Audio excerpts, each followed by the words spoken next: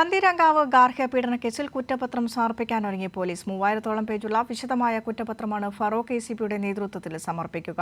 പന്തീരങ്കാവ് ഗാർഹിക പീഡന കേസിൽ മെഡിക്കൽ റിപ്പോർട്ടും സൈബർ സെൽ റിപ്പോർട്ടും ഫോറൻസിക് റിപ്പോർട്ടുകളുമടക്കം വിശദമായ കുറ്റപത്രമാണ് അന്വേഷണ ഉദ്യോഗസ്ഥർ കോടതിയിൽ സമർപ്പിക്കുക. ഇരയാക്കപ്പെട്ട നവവധുവിന്റെ പുതിയ വെളിപ്പെടുത്തൽ വലിയ വഴിത്തിരിവാണ് കേസിൽ ഉണ്ടാക്കുന്നത്. പ്രതികളായ രാഹുലിന്റെയും കുടുംബത്തിന്റെയും വാദങ്ങൾ ശരിവെക്കുന്നതാണ് ഇരയാക്കപ്പെട്ട യുവതി സോഷ്യൽ മീഡിയയിൽ പങ്കുവച്ച വീഡിയോയിൽ പറയുന്നത്.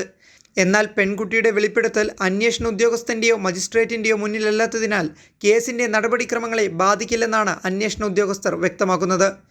കേസിൽ ആകെ 5 പ്രതികളാണുള്ളത്. ഇതിൽ ഒരാൾ സിവിൽ പോലീസ് ഉദ്യോഗസ്ഥനുമാണ്.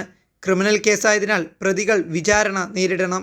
എന്നാൽ തിരുവനന്തപുരത്ത് വെച്ച് ഇരയാക്കപ്പെട്ട പെൺകുട്ടി കേസ് തീർക്കാനുള്ള രേഖകൾ ഒപ്പിട്ട് നൽകിയതിനാൽ കോടതിയിൽ കേസ് റദ്ദ് ചെയ്യുമെന്ന പ്രതീക്ഷയിലാണ് രാഹുലും കുടുംബവും.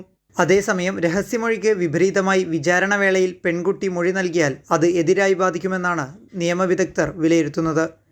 കൈരളി ന്യൂസ്, കോഴിക്കോട്.